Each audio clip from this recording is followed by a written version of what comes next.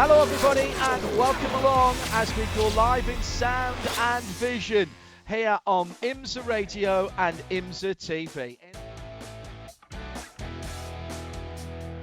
And at Raceway at Belle Isle Park here in Detroit, Michigan. It's John Hindhaugh and Jeremy Shaw. Our VP Racing Fuel Pit and Paddock reporter is Shea Adam. Temporary street circuit, although it's not like your sort of traditional one, it's quick. Second, third and fourth gear corners and plenty of flat out blasts, particularly since it was extended down towards turn 3, which has become a real passing opportunity. Also, down the shoreline into turn 7 before you go inside and around towards the, well, traditional fountain, isn't it? That is one of the places that we see a lot on the TV pictures. So we're ready to go here with a delay caused earlier on by the previous event. But the good news is that the IMSA teams were very quick in turning things around, and we thank them for that. Shea Adam, our VP Racing Fuel Pit and Paddock reporter. It's been a tale of war for a couple of teams with an awful lot of work to do. Let's start with Gradient and that NSX. Yes, the number 66 Acura from Gradient Racing has spent quite a bit of time not on the racetrack. In the second practice session, something let go in the back of the car for Till Bechtelsheimer. They wound up working on the right rear of that car, barely getting it out in time for qualifying, and Till did a great job. That car rolling off 7th on the grid, but it is far from the only car that's been in the walls this weekend, John. The 28 Allegra Racing Mercedes, Michael De Quesada, coming to the wall 3 times over the course of the 3 sessions we had yesterday. Daniel Morad getting one in as well. And I'm trying to think, Kenny Habul, we saw doing a bit of lawn mowing in the Sun Energy 1 Mercedes, that car number 75. That went up above the grass in turn 1, and I say above because it cleared the air quite easily. The Mazda was also into the wall a little bit too, so plenty of cars meeting the wall. And then, of course, the 14 of Aaron Telitz, it rolls off last on the grid because Aaron had a crash in qualifying. He put in the 5th best time, but because the car did not make it out for the second qualifying session, that car lost its time. A little bit of a graze on the wall for Jordan Taylor as well in the Corvette on home ground for the first time. And not actually a point-scoring race for GTLM, rather as an exhibition. Before we come to green, I want to tell the story of an engine hoist and which was brought back with beer, but it went out to go and do a really important job, and an example of the camaraderie, hard fights on the track, but plenty of help in the IMSA paddock.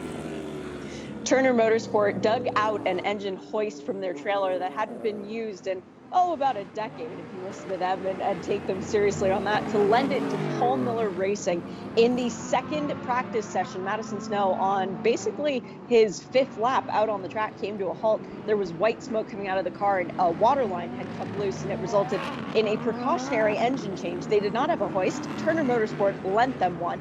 And Wayne, Tom, Richie, Justin, Garrett, Brooksy, Kevin, Eric, and Kyle got the engine change done in 5.5 hours for that Paul Miller Racing Lamborghini. They took time off their best. They're quite practiced at changing engines, John, but they got it done. And then, as you say, they returned it with a special case of beer as a thank you. Lovely. So not as much to hoist as an engine, but still, the crew helped make the weight go away.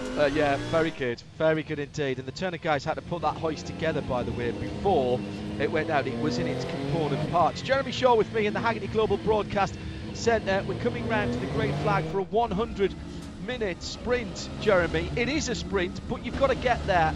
Our friend Lee Diffie always likes to call them the concrete canyons, but the truth is there's not a lot of room to make mistakes here. No, there isn't. And as you said, it's quite a fast track. The average speed for the pole sitter was over 105 miles an hour. So yeah, that's pretty quick around here. And there's some tight corners. There's some tight corners. There's some fast corners. There's a really good variety of corners. I think that's really what makes this circuit so challenging and enjoyable for the drivers.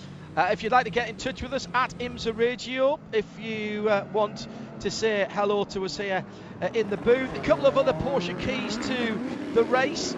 DPI's 2 stops, Jeremy, for the pit stops. Yeah, if it stays green, most likely, yes. We might see him on a major fuel save, but I think that's going to be a stretch. So I think it's, but if it's one full course caution, then they can probably make it, possibly make it on one.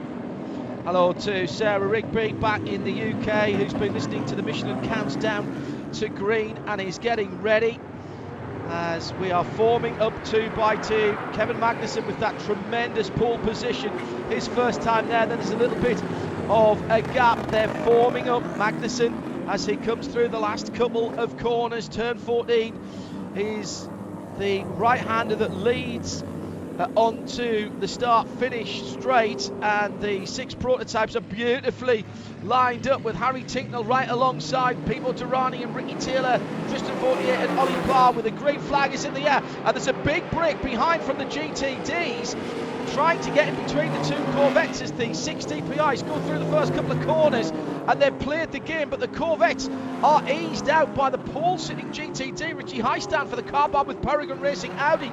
The black and green machine goes ahead of the GTs. GT Le Mans down towards turn number 3, round the outside for the number 5, the dark grey Mustang sampling. Tristan Vautier making up a couple of positions. He's up into 3rd place. It's Magnussen leading from pole. There's a touch further back, and it's the 76 Compass car that has got the worst of it, and that NSX is struggling, looks to be damaged on the right hand side.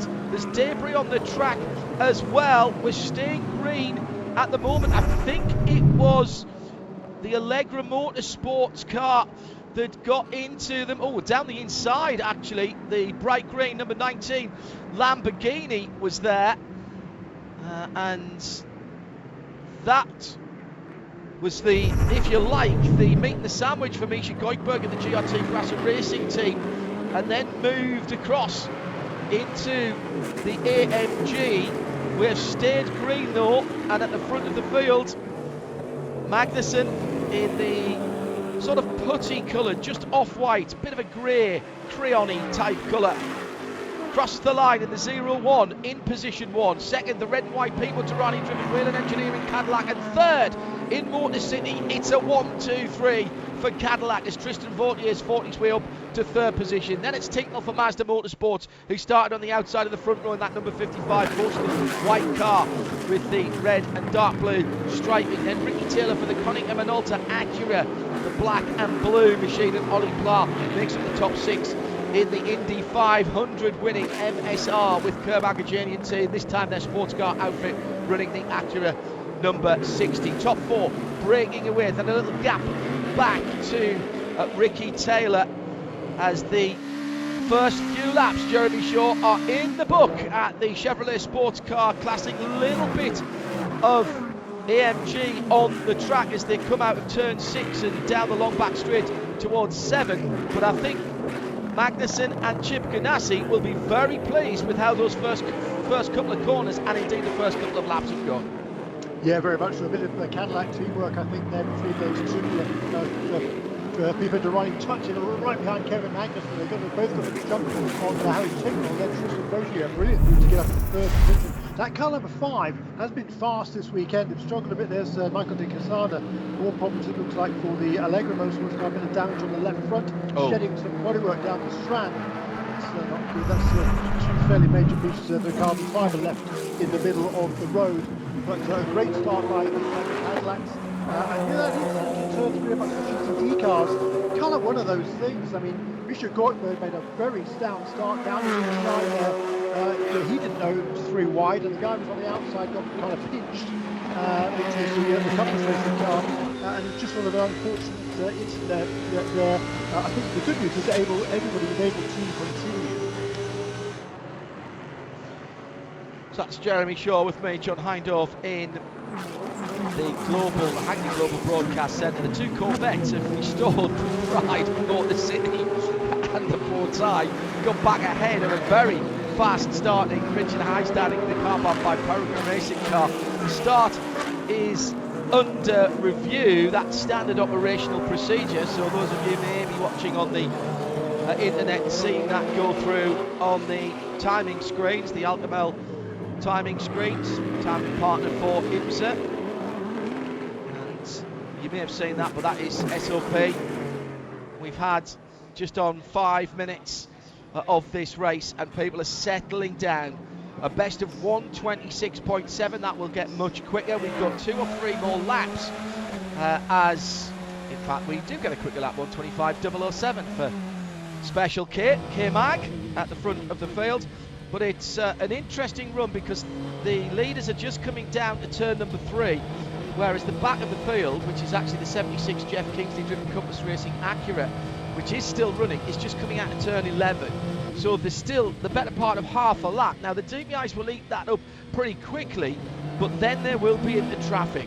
And there are places here on Porsche Keys to the Race where you have to follow your leader through. And whether that's a slower car or a car that you're racing, there's still only one racing line in parts of this track. So you have to perform perfect passes, otherwise you're going to end up out of the race. At the moment, the closest battle on the track, Ollie Pla looking at the back of the Konica Minolta Acura ARX 05, excuse me. Those two Acuras sitting in 5th and 6th, with Ricky Taylor in the 5th position at the moment as he goes across the blue and white curves to the right hand side as he turns into the complex at 7, 8, 9, 10 and 11. Still mainly blue skies above, 28 degrees Celsius in the air, 42 Celsius on the track for the Michelin tyres to deal with, and a pretty tidy opening. Oh, and as I say that, I've cursed it, and it's the one and only Porsche in the race this weekend. Substantial right front damage for Team Hardpoint EBM and Rob Ferriol, and it's a full course yellow straight away. The Richard Mille car in the wall, and that looked like substantial damage. And the right front of that car, and I was just about to say to Jeremy, we've had a reasonably tidy, little bit of bumping and barging, but a reasonably tidy front end, and that, I'm afraid, for the car that carries the champion Porsche famous name on its hood and inside the car, that is day over. Looks like may have been a breakage or maybe a little bit of help, as that car has come to a grinding halt, I'm afraid, at right in the middle of the far side of the circuit. Now, Jeremy Shaw is already working out who wins here. I think this will be a short yellow. We're inside the first 15 minutes of the race, Jeremy, but this is going to close everybody back up again. Yeah, it is, and the gainer out of this would be Aaron Tielitz, who's made a fantastic start in that number 14 Vassar Sullivan Lexus up from the back of the field in the 20th position, now up to 14th, up to 6th in the class. He was able to take advantage of that until the first turn 3 of the first lap. Just made another pass last time around, managed to get past the number 66 car, that's Till Bechtelsheimer. So now he's able to haul up onto the tail of that 6-car train, and it will be pretty much for the lead in GTD. So good effort there by Aaron Tielitz in the early stages. Let's see if we can work out what happened. Yeah, there was contact there, and it was another AMG that was involved. Yeah. Michael De Quesada dives down the inside, goes in a bit deep, comes back on the racetrack, and Rob Ferriol, I'm not quite sure what he's thinking there, because he must have seen that he just left no room for the Mercedes on the right-hand side, and Rob Ferriol, I'm afraid, wasn't paying attention. That was a really unfortunate incident that really didn't need to happen. Got half the job done with the cutback, but then didn't leave enough room on the right hand side. Coming out of, where's that? That's turn 8, isn't it? 8, 9, yeah. 5, I think, wasn't it? Oh really? Okay. Was it not? No, I'll go with you, Jeremy. I'm just looking at the track here. Has 88 stopped in between 8 and 9? But does it? I beg your pardon. Yeah, no. But that's Jeep. It says 6 on the race control chat, John. I'll take that. That was throwing me out before. I have a red flashing 88 right in the middle of turns 9 and 10 on the tracker. Yes. But anyway, we're down at 9. I'm pretty sure the No, you're right. It was at turn 5 in the short run between 5 and 6, and that's it's a short shoot, but it's a quick one, and it's a really important run to turn 6, because then you've got that long curving run with the river on your left hand side all the way down to the overtaking opportunity at turn 7 into the right hand into that complex. So 90 minutes to go. Hello to all of you who are tuned in around the world. RSL with you with IMSA Radio on RS2. And of course in sound and vision with no blocks or no bricks, should I say. If you are out in a territory that does not have network television, then you could be tuning in. And if you are on the radio at the moment and you have the bandwidth and you're not driving, because we don't want you watching on your phone while you're in the car, then by all means head across to IMSARadio.com. That's the home for all of our IMSA Radio content. The archive's all there from previous races going all the way back to and feature programmes as well, of course. IMSARadio.com, your home for all of the IMSA content, IMSA racing content on the web, including that live video. Well done to Track Services and Recovery, they're already there with Rob Ferriel's car. With Rob Ferriel's Team Hardpoint ABM car. And in fact, it's already been winched up onto the back of the flat bed. Now, this is going to burn a bit of race time. The clock's still ticking, of course, Jeremy, and everybody will be watching very carefully. And you can bet your bottom dollar that the drivers will be told to save as much fuel as they can right now. Yeah, absolutely right. But you said it earlier on, we are within 15 minutes of the start of the race, so this will be what they call a short yellow. The pits will not be opened during this caution period. You can make a pit stop when we go back to green, but not until then. Shea, Adam, another point on this short yellow? Well, you mentioned it earlier on, the drive times, the minimum drive times for this weekend, they are important to pay attention to, but they are different because it's only a 100-minute race. So when we go back to green, the pro cars can all dive into the pit lane. 5 minutes has elapsed to this race. As a matter of fact, 11 minutes have elapsed to this race. But 5 minutes was the minimum time for the DPIs and the GTLMs. For GTD, you have to get to 30 minutes this weekend, so 10 minutes fewer than we normally have. In GTD, though, you can do 50 minutes and 50 minutes, breaking this up into a two-segment race, one pit stop. If you come in after 30 minutes, well, 70 minutes on a tank of fuel is quite a bit of an ask. So the teams have been looking up and down, well, what are they going to do? A two-stop race, and put their faster driver in earlier on?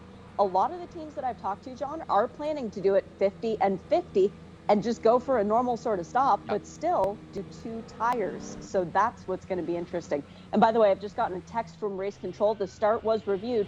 NFA, no action taken. So they deemed it to be clean. Shea Adam with that VP Racing Fuel pit and paddock report. Such a short race, I'll mention this now. Checkered flag ends the contest, but only starts the conversation. We'll continue after we wrap up things with our TV colleagues on IMSA TV. And thanks, by the way, to NASCAR Productions up in Charlotte and all of our NBCSN colleagues trackside this weekend. Been a big effort to get this running, as ever, on a temporary circuit. But we'll continue on RS2 after the race with Michelin Countdown to Green. Your points are rising, questions, things that you've noticed. Maybe you just want to sound off about something. Well, that's fine too. It's been a while since we've been IMSA racing, so if there's something you've been wanting to put on your get off your chest for a little while, then please do. Use the hashtag MichelinPRT and get that into IMSA Radio, at IMSA Radio, hashtag MichelinPRT. And we'll let you drive the editorial, as ever, on Michelin Post Race Tech straight after the show, after the race today. So the countdown clock is coming down, just under an hour and 27 minutes to go, and this full course yellow will be over in a moment because there are a couple of opts that the recovery truck can get out of, and indeed already has done, taking the shortcut to the back of the paddock round the signature fountain area on the immaculately kept infield. 55 Mazda then ready to restart. Harry Tinkle will not be happy at being elbowed down by the Cadillacs to fourth position after starting off in second place on the outside of the front row. We're going to go for one more lap under yellow behind the safety car. Hello to all of you who are listening in on the public address system around beautiful Belle Isle, and thanks to our IMSA technical team, Tyler Norling and the rest of the gang, for making all the right connections. Literally we are talking about here, as well as metaphorically with the individuals at the track itself, so that we're out there on the PA, and of course up in London to Kerry Kescom, who is engineering our sound to the rest of the world. It's the usual NASCAR production team. Jake is looking after us tonight. Alex back up at Charlotte. So thank you very much for all the help that is going on, and that extends of course to our volunteers, whether they're helping to park your cars here at the track, whether they are checking your tickets, or whether they are waving a flag, affording medical attention, or indeed cleaning up the debris from errant race drivers. We simply can't go motor racing without you. I often say not all heroes wear capes, but some of them wave flags.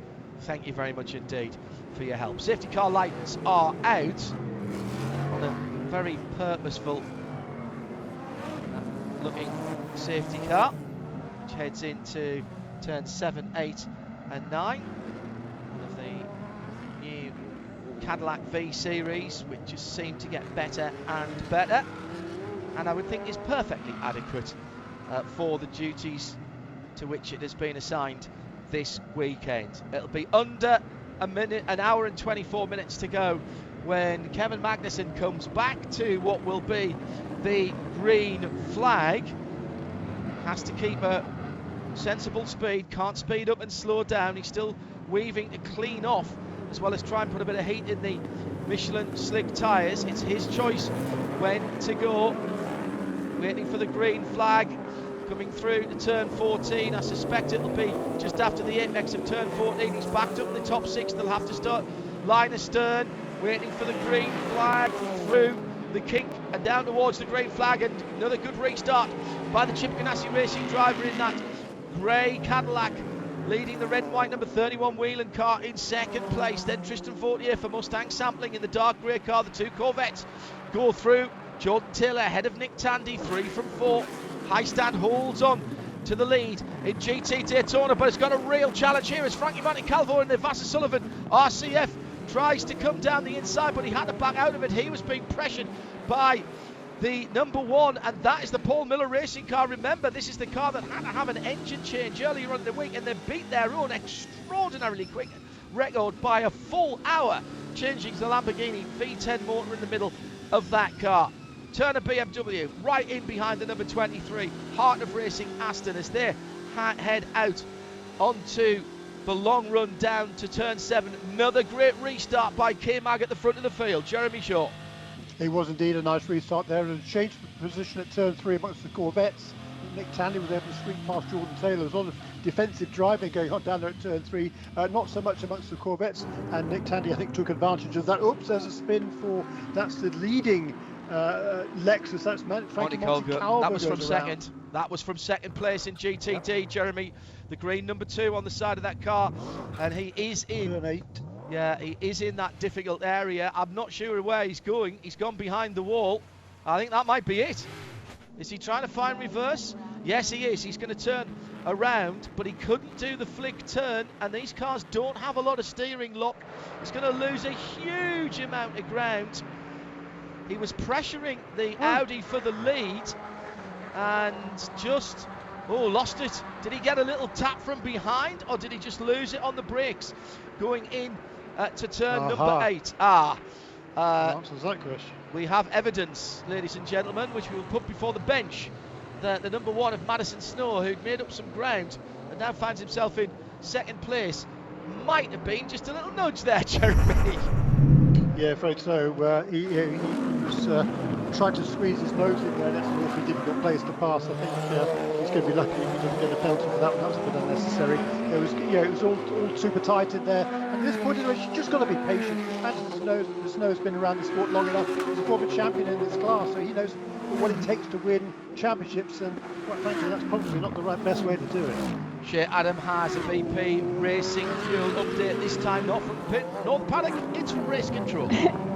Yep, up from race control. Incident involving cars 66, 19, 67, 76, no action. That was the incident we saw earlier on with the Jeff Kingsley Acura. And then incident involving cars 88, the Hardpoint Porsche, and 28. That would be the Allegra Mercedes. No action. So far, race control is staying fairly quiet. Yeah, and you know what? They've looked at it, they've made the decision, and as we often say, sometimes no call is the right call. The number 88 Rob Ferriel car certainly came off the worst there. That's almost, in some respects, Jeremy, you would say that was self-penalising. It wasn't the smartest thing to do, and there may be a quiet word had in the shell like later, but race control have looked at that one and they've made the decision.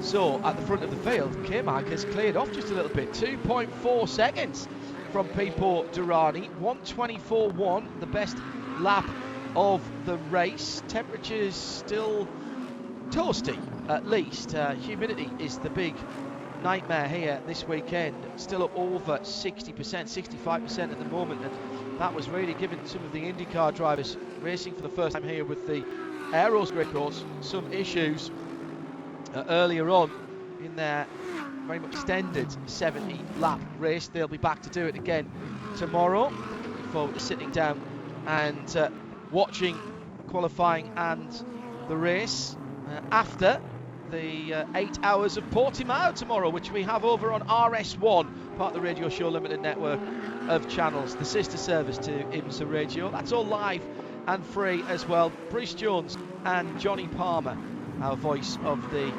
WEC, will be taking you through that with America's own race team Glickenhaus in competition for the first time in that 8-hour race as they plan their road to Le Mans. They'll be at Monza with 2 cars and then 2 cars at Le Mans, 1 car this weekend for Jim Glickenhaus and the rest of the team. And Richard Westbrook among the drivers there this weekend, well known to fans here in the IMSA. That's over on RS1 tomorrow. If you go to radio-show.co.uk, scroll at the bottom, you'll get all the times.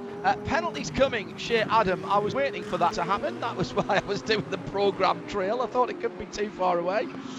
Yep, it didn't take very long. Incident responsibility with the 12 drive-through for Madison Snow and the Palmer Racing Lamborghini. Can't say we're surprised about that one. Not our international surprised face, and that red, white and black at number 1 will be into the pit lane shortly.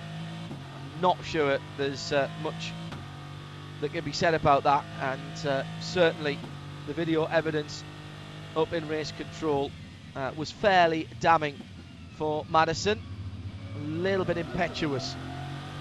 I think a little bit of lucky, John, just in the fact there was kind of a sort of a, you know, an accordion effect. Correct. There, and I think it kind of caught him by surprise a bit. So certainly it was nothing malicious from No. Snow, but at the same time, you know, he really should have just tucked in behind rather than poking his nose down the inside. But you know, that's just one of the things that's going to happen in these sort of short street circuits, and you know, it's unfortunate for both those 2 cars involved. Of course, number 12 for getting spun around, and now for the penalty for the number 1 car as well. That number 1 car has had good success here in the past, been on the podium twice in 17 and 18 with Madison Snow and Brian Sellers, and also Brian finished 5th here last time out in 2019 as well. That was actually with Richard Highstand, who leads the class right now for that car barn with Peregrine Racing Team in the Audi.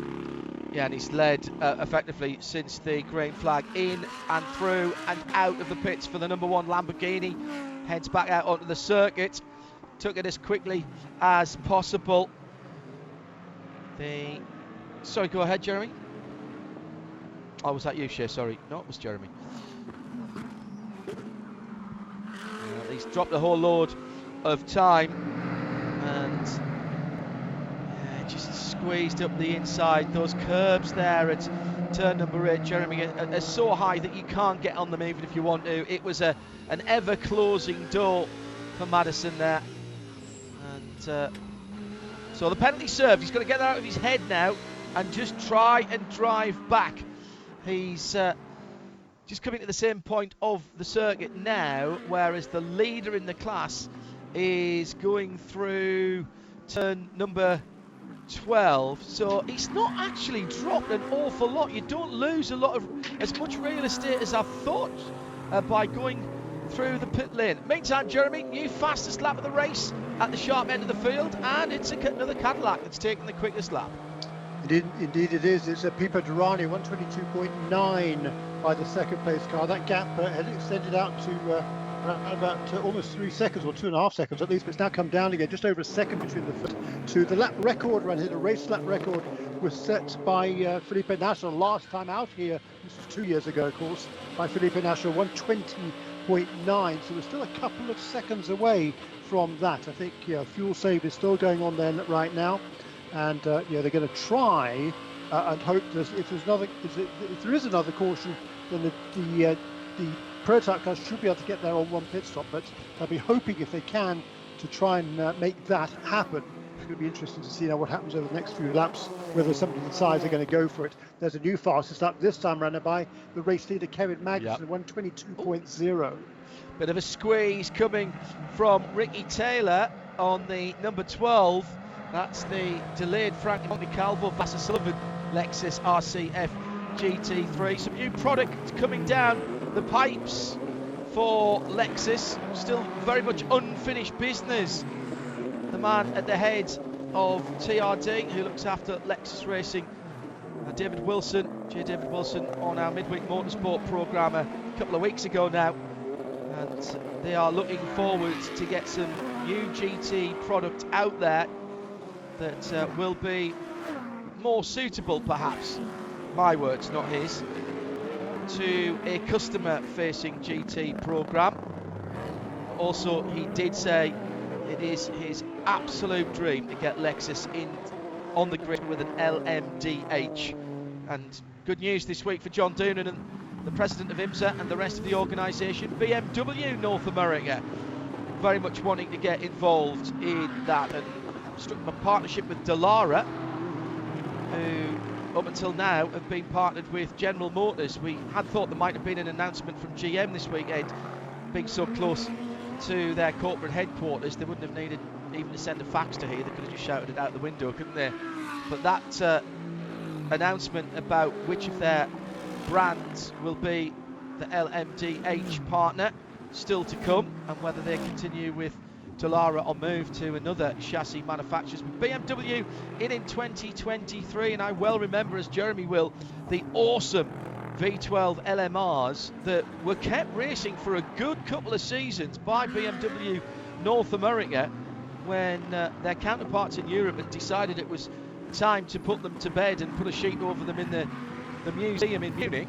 But they raced in what was then the American Series for a couple of seasons, financed by BMW North America. And word on the street from our contacts in Germany is that this has very much been looked at as a North American focused program, but of course with the new regulations they will expect to take that car to Le Mans and compete in what is effectively the global prototype class. Number 10 did get a warning for that little squeeze on the Frank Montecalvo driven Vassar Sullivan Lexus. That was Ricky Taylor. The prototype just moving over in the braking area, which we've seen happen many times, Jeremy, and that was a good spot by race control. Not bad enough to elicit a penalty, but it's basically saying, come on, you've had your one, keep an eye on your mirrors. Yeah, good point. And you talked about it's fantastic news about BMW making that commitment to LMDH, and you talked about GM.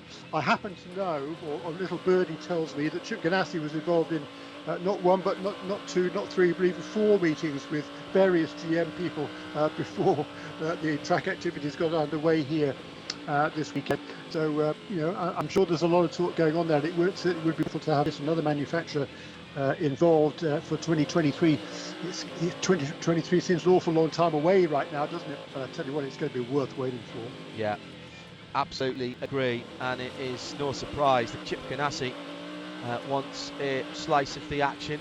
Came back into IMSA Racing with the Cadillacs and is leading the race here. And surely there can be no better advertisement than rookie driver at this track and in this class, in the shape of Special K, Kevin Magnussen, taking pole position and leading the race. I know Chip's got a fantastic record in all kinds of racing, but he does love his sports cars, and you don't have to spend an awful lot of time with Mr. Ganassi to realise that he just frankly can't stay away from this, and if there's manufacturing involvement, he wants to be involved in it. He wants to win races.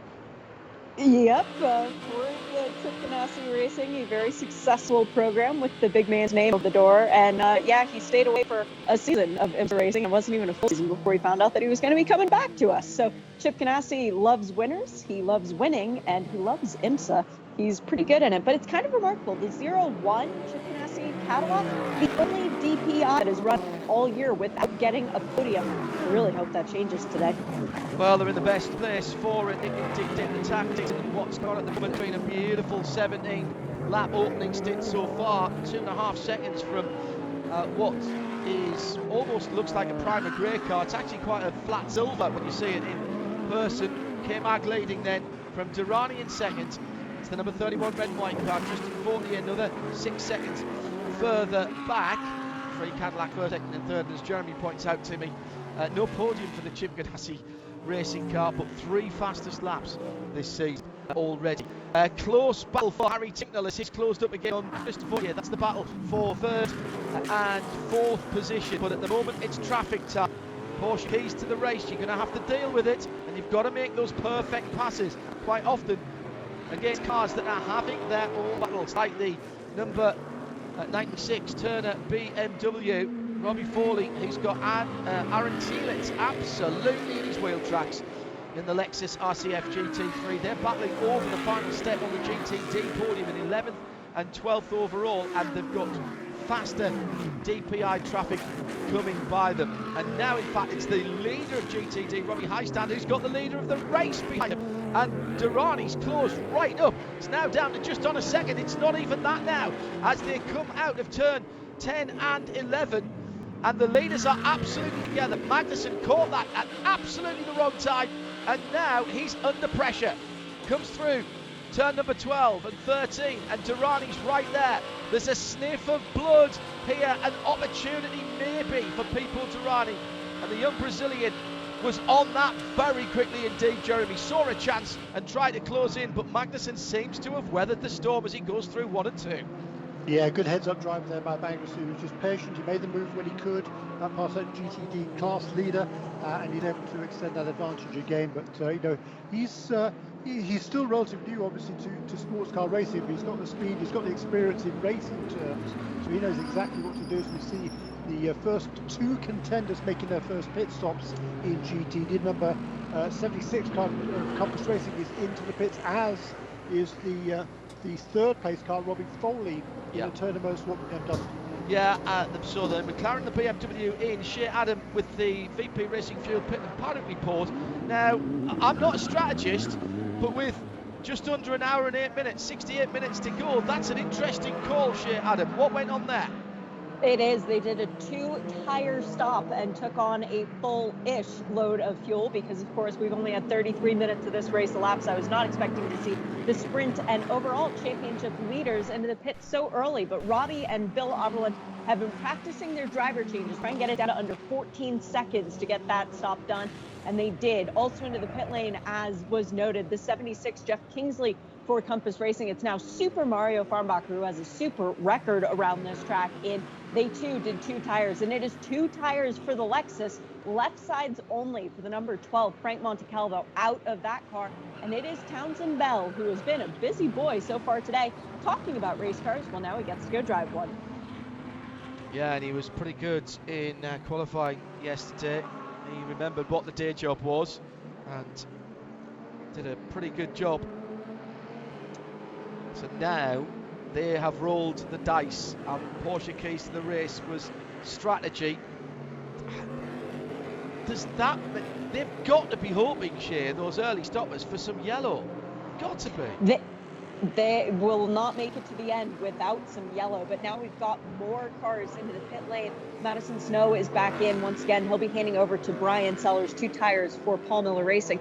And it is Gradient Racing in as well. Till Bechtelsheimer in the 66, bringing in that Acura from the 7th place on the racetrack, handing over to the only Michigan native driver, the driver who still calls Michigan home, Mark Miller, for driving responsibilities in that green Acura. So keep an eye on the 66, because Mark Miller knows how to go well at Belle Isle, but his only experience comes in the form of Trans Am cars around here. Those bias ply tires are just a little bit different from the Michelins. Yeah, that he's going to find life a wee bit easier, but he will be moving a bit quicker in places as well. Steve Tabman asking if there'll be any daylight issues here, as the little bit of a problem in the pit lane a moment or two ago for the number 76 McLaren, but the front wheelman doing, well, the front wheel gunman doing a good job at regaining his balance and continuing with the job. Steve, I think we'll be all right. We've got just over an hour to go, and although the shadows are getting long here, the weather forecast is getting better and better, and we still have very little clouds, so we still have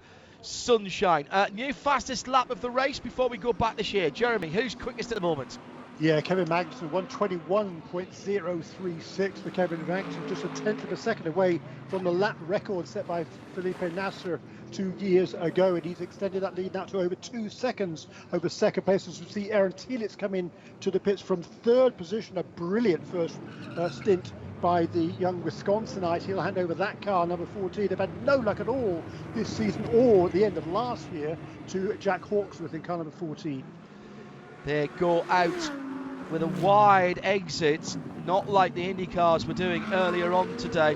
That's because they go through the RFID reader.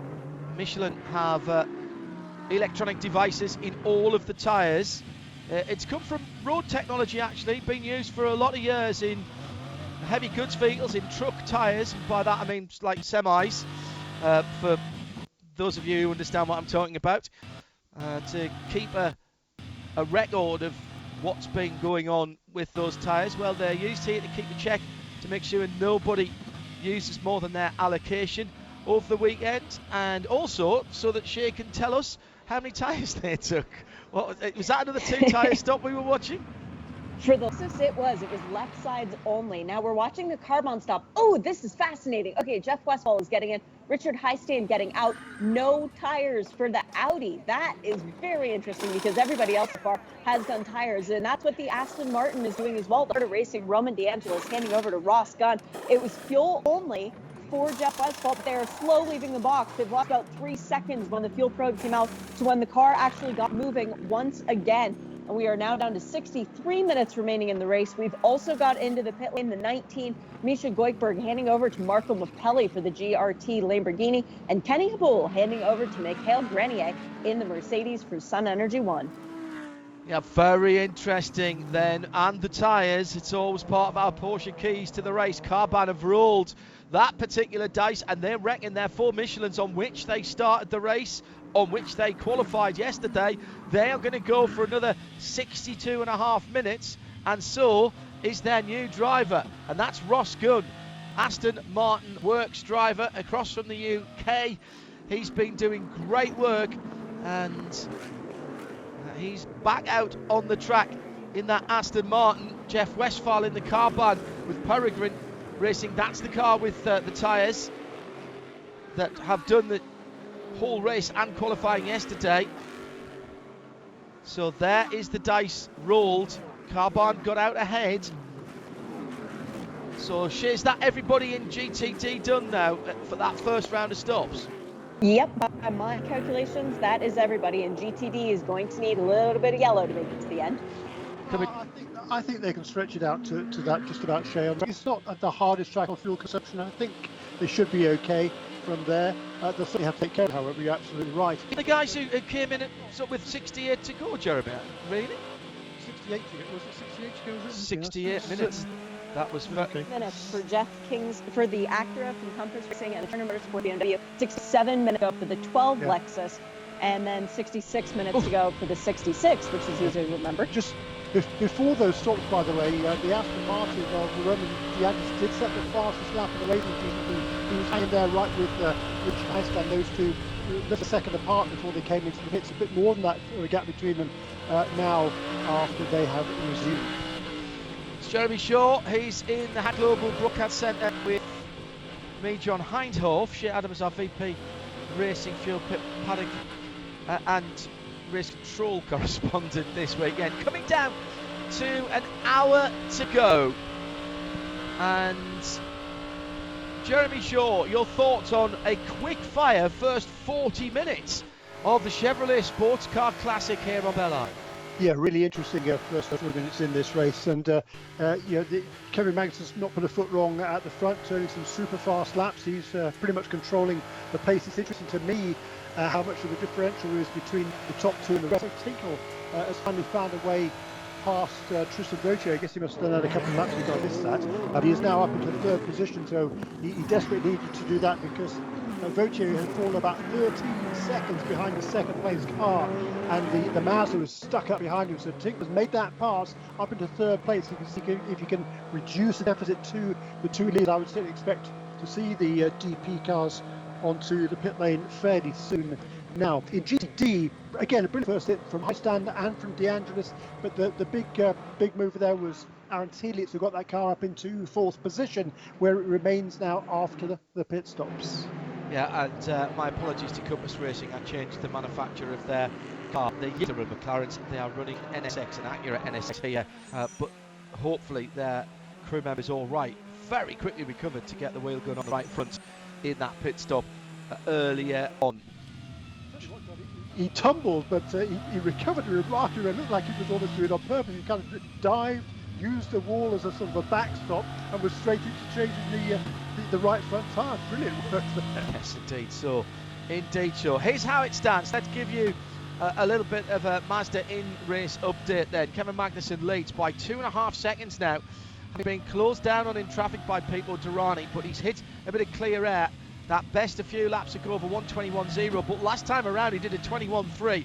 The same, well, that's a second quicker than Derani, who's he's now just at a 21.6.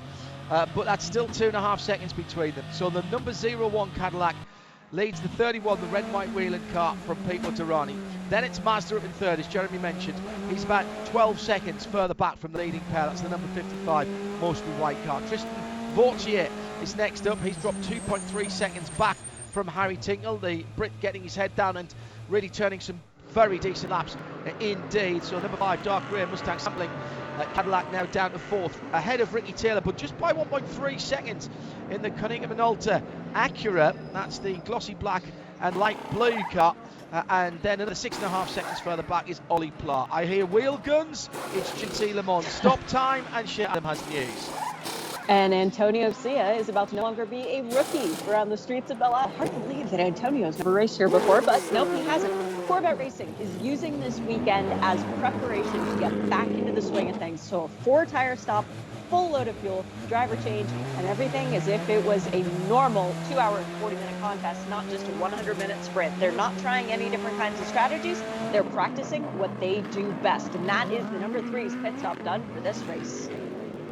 And they probably can go to the end from there. We've seen them do an hour in the past. Very close racing a moment or two ago between Tinknell and Vautier. That was the pass, and there was one of the AMGs involved again that I think slowed Vautier up a little bit, and you don't give Harry Tinknell a chance at all.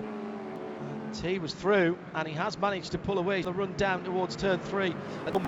Beautiful evening light now as we're still enjoying great weather. Few threatening clouds that have been around Belle Isle for, well, pretty much all of the day, but they haven't got any closer, and we've been at the circuit itself under blue skies pretty much right the way through today.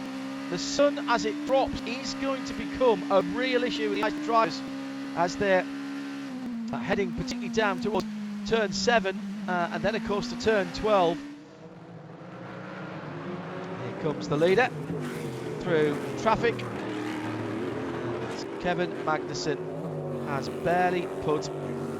has not put a wheel wrong, and now it's a question of how much longer that car can go. It's done 45 minutes or thereabouts since the start of the race, plus a couple of formation laps. And while we wait for him to come in. His lead, by the way, just been cutting a wee bit.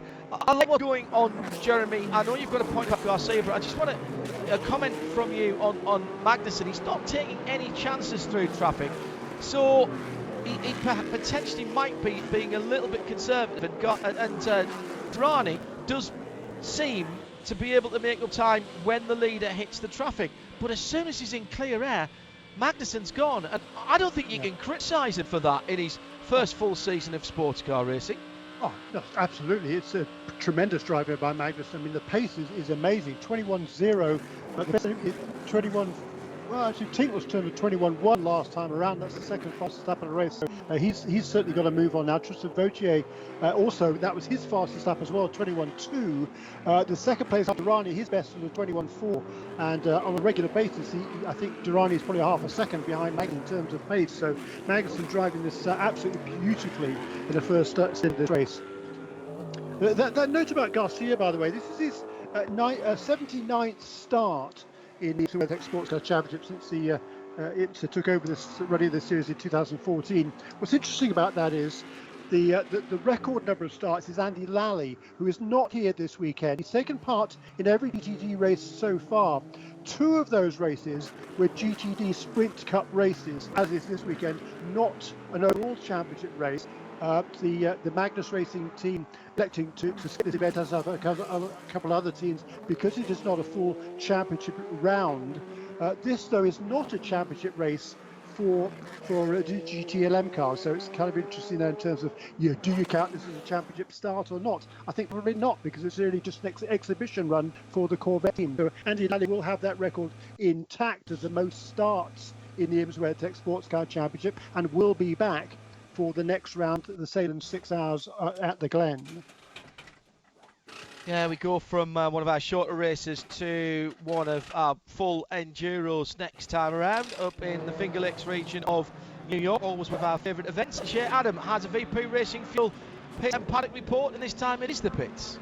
And another perfect stop from Corvette Racing, precisely on the marks for Nick Tandy, bringing in the number 4 Corvette, that's the silver one, and Tommy Milner taking it back out. So it was in the lead of the class, ahead of its sister car. It's going to be silver or yellow that wins the race today. That's really what Corvette Racing wants to know. Well, no, to be honest, they don't really care which one wins. They care about getting ready for that 6 hours at Glen that you were just talking about. Use the opportunity, as Jeremy said, this is non-point scoring with the WeatherTech portion of the this week. Cooper actually out on Ferrari Challenge racing duty, but Corvette using this opportunity and launching a new IMSA Championship edition of the C8.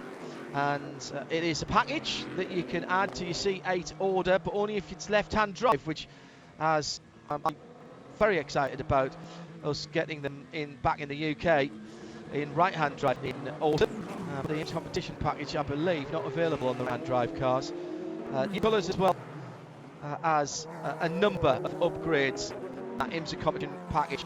Have a look at the Corvette website for all the details. Change for at the sharp end of a GT Daytona and a new fastest lap in that class as well, Jeremy Shaw. Indeed, by Jack Hawksworth, who's managed to find a way past Ross Gunn in the Aston Martin. Now he's closed right up onto the tail of Bill Orban and set the class his fastest lap of the race last time around at 1 minute 30.219. The lap record around here was actually set by Bernd Schneider back in 2019 at 1 minute 29.0. That was on the tyre, of course. So the Michelin lap record around here was Jack Hawksworth himself 2 years ago, 1:30.1. So he's a tenth of a second away from that. Westphal's just set his fastest lap of the race, leading GT Daytona in that carbon dark green Audi, the number 39. And he needs to, because Bill Oberlin in the Turner Motorsport, yellow and blue, number 96 BMW M6 GT3. That car's just up the race, another 1:30.6. Time, very close action. Acura on Cadillac, and that battle for 4th position. Vautier has it, and Ricky Taylor wants it. And they're carving their way through traffic as well on the run down in turn 7 on the far side of the racetrack. On the even more of the riverside of the racetrack, and they're in the thick of the action with GT cars at the moment. And this is going to be A real danger time for 48 as race tail as they come out on that short sprint towards turn 12.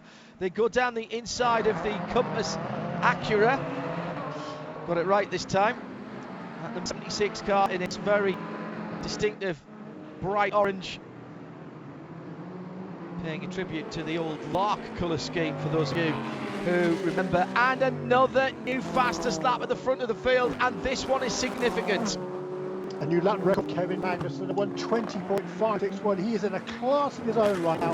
4.3 seconds the gap to back to second place keeper Durrani. How technical, having gone up to third position, still 12 seconds behind even the second best car. This is a one-man show right now for Kevin Magnussen. Pit stops will be coming up very shortly for the DP cars. Yeah, the DPIs have now been out, some 30 minutes or thereabouts. And we've got a slow car, and it's another AMG. They've been in the wars already. Oh, now Magnussen passing the Lexus there. Now, was there a yellow flag there, or was it just a white flag? Has damage too. It's Jack Hawksworth going slowly and peeling into the pit lane. There was a plume of white smoke out the right side of this car. Remember, this was the sprint champion last year. We are into our second sprint race, and so far, Jack Hawksworth and Aaron Telitz are at the bottom of the points table, but this is damage to the car. Coming in to serve a pit stop, Daniel Morad, meanwhile, is stopped out on course in the 28 Allegra Mercedes. It's not been their day. I think it's a puncture on the right front share for the Lexus in the pit lane. Yep, you're right. The wheel is actually off of the rim. They took the opportunity to give Jack a bit more fuel, and he comes out of his pit box and narrowly misses collecting the Mazda. Terry Signal out. Oliver Jarvis climbing aboard that car, the number 55. They are doing 2 tires on that car, 4 tires. They did the left sides first, and they are coming around to do right sides as well. But this is triggering a flurry of stops. Is also into the pit lane. The MSR Acura, Meyershank Racing with Olivier Pla getting out. Dane Cameron getting in fuel and 4 tires for the Acura as well. Just waiting on fuel for the Mazda at this point. But yes, that is a serious dash to the 14 Lexus's hopes of trying to get back any sort of points, especially after their woes in qualifying yesterday. It's showing that Daniel Morad has made it back to the pit lane, so hopefully that will stop from triggering a yellow.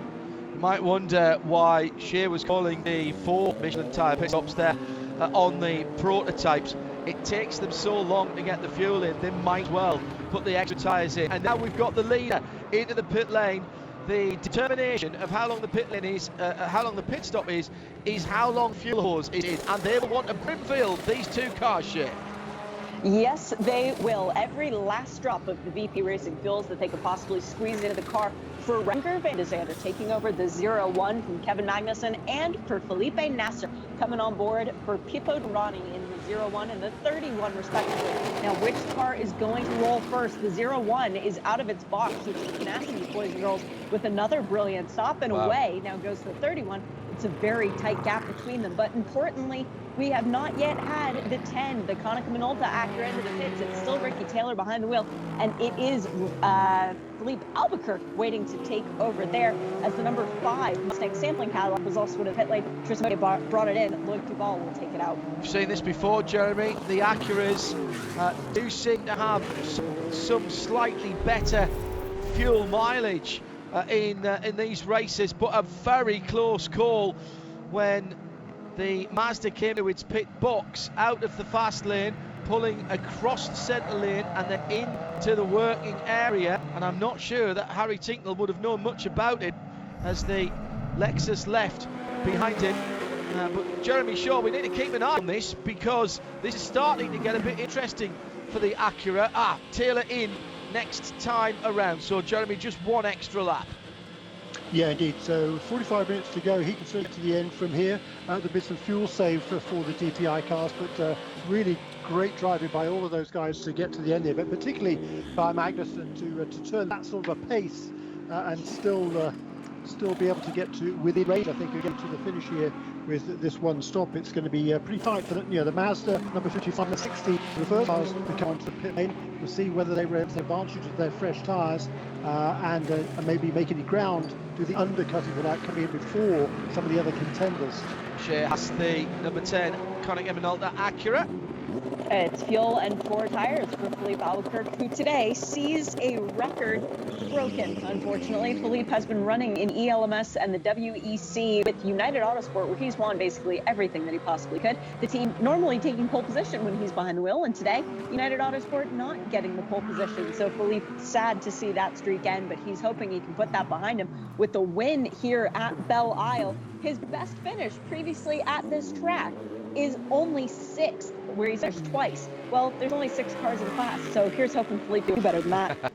Yeah, they should be able to improve on that this weekend. As Jeremy pointed out, we're just under 45 minutes to go. So that bit of yellow flag at the beginning of the race and a bit of judicious use of fuel saving, bit of lift and course you hear drivers talk about it. It's a real skill, particularly at the kind of pace we've been seeing in this first half of the race. We started off 100 minutes on the clock, so we're over halfway there with 44 minutes now to go. It's IMSA Radio and TV together.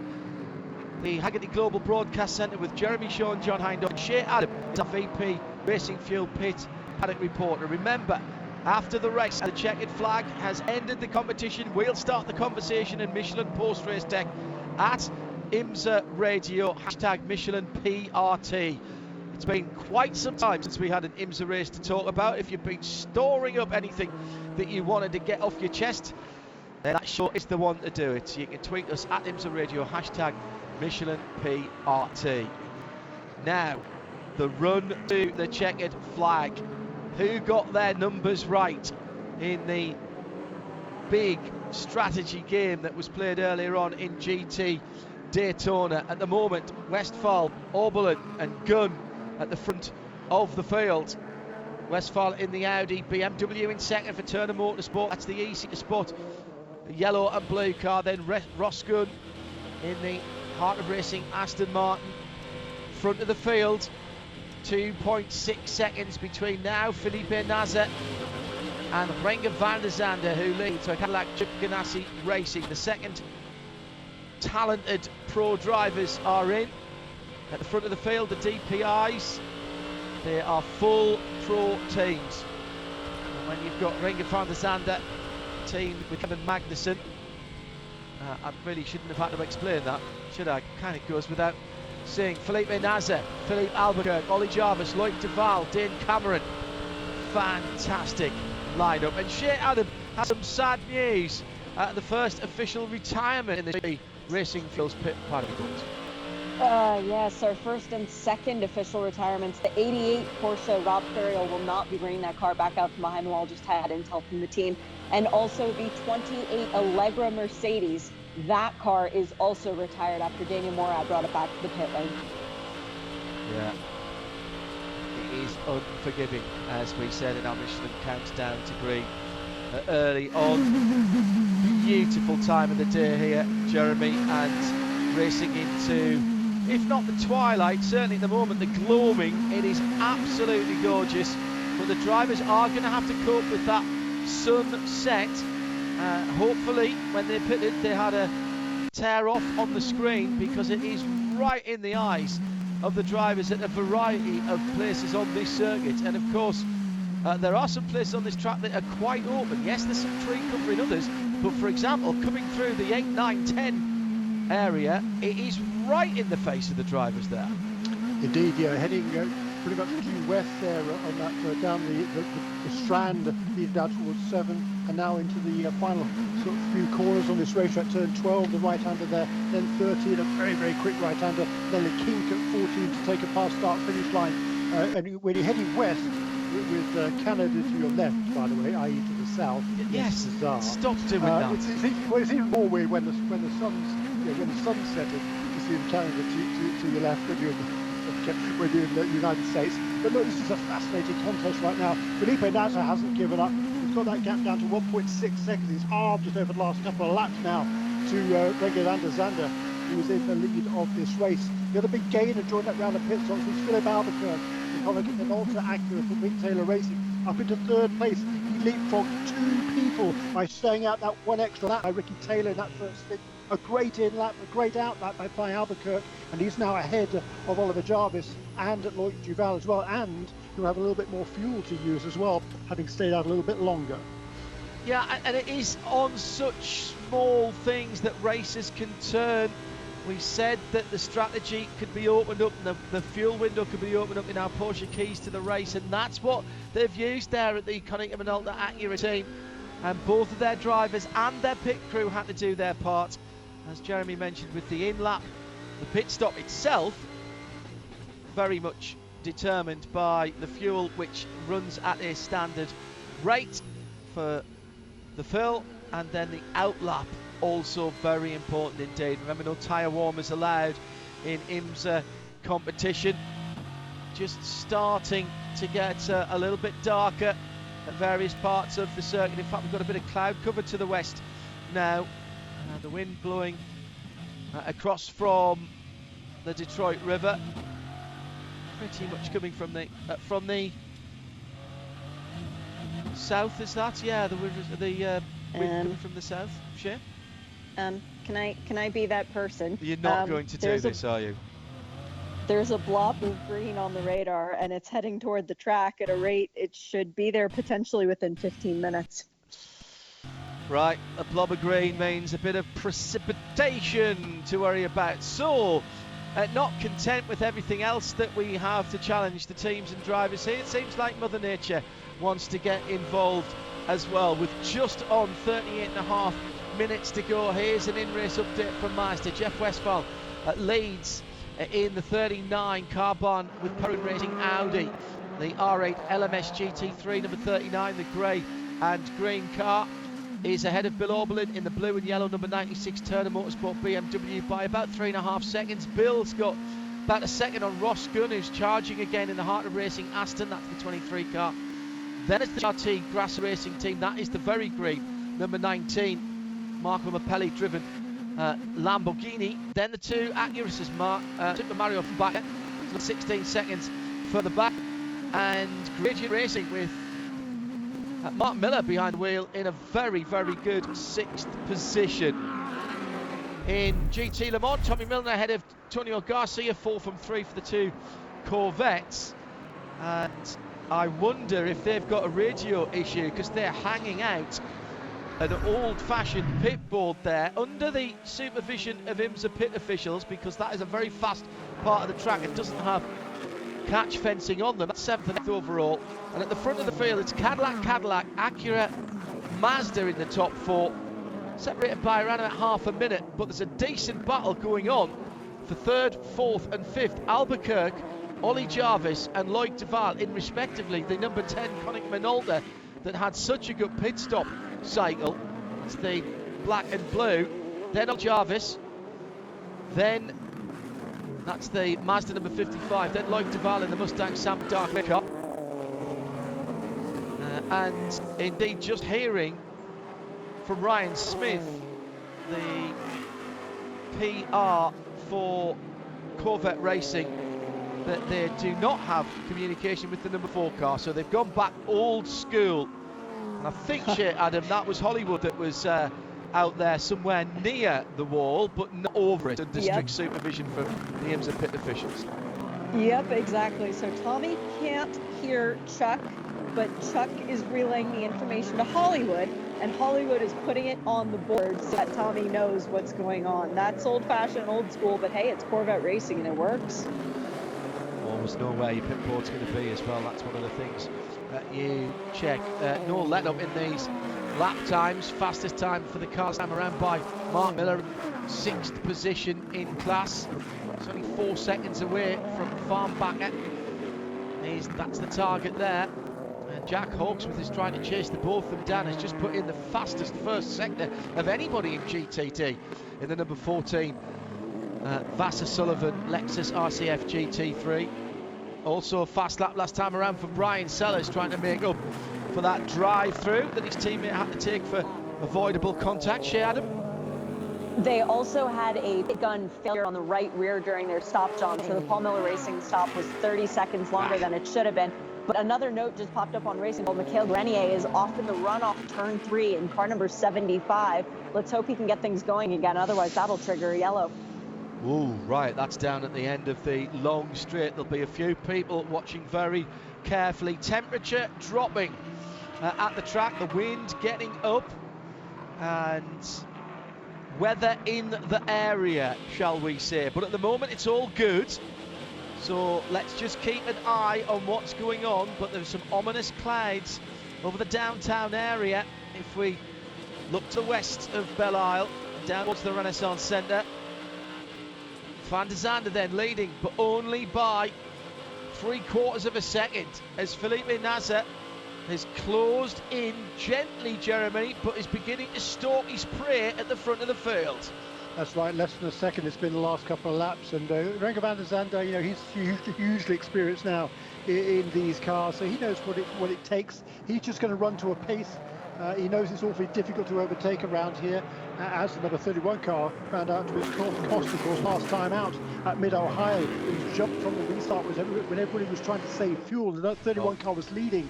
It was jumped by number 10, Ricky Taylor, a brilliant move, and was never able to gain that position back again. And now Nasr finds himself once again in second place. And Remco van der Zande, he's only going to go as fast as he needs to. He's still going to, you know, it's tight on fuel. 45, it was about 47 minutes when he came in to get to the end of this race, so he really could do with a full course caution. Would be very nice for Remco van der Zande. Thank you very much.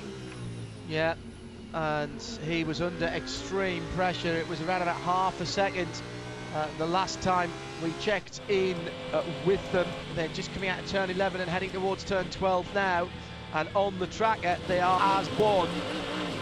It is that moment, isn't it, in Top Gun, where you realise there's more of them there than you thought as they come round to complete the next lap. This is a time-certain race, so we've got 33 minutes on the nose now as they cross the line, remaining in this race. 21.9 last time around for Remco van der Zande, 21.7 for Felipe Nasr, and he's down to under a third of a second, Jeremy. This is very interesting. Now, is Nasr just going to sit there and use a bit of the draft? He could potentially be saving fuel here.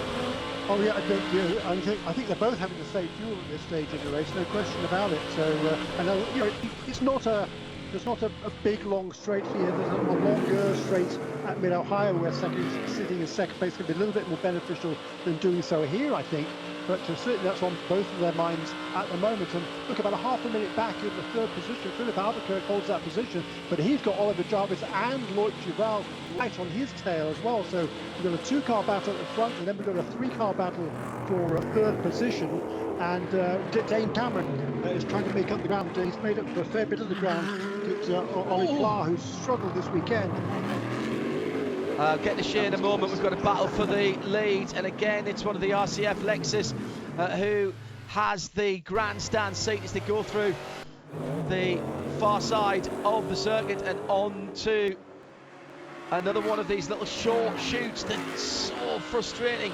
Coming back towards the start finish line now, with the sun obscured behind the cloud now as it's setting to the west side of the circuit, through 1 and 2 over the bridge that's getting more bumpy every year. I think been a couple of years since we've been here, and a couple of Michigan winters perhaps just set a few more bumps at various parts of the circuit. There's one at turn 14 as well that really upsets the back of the cars. I'm watching them through there all weekend thinking to myself, I can't remember it quite that bad, as they're pointed directly towards where the broadcast booths are.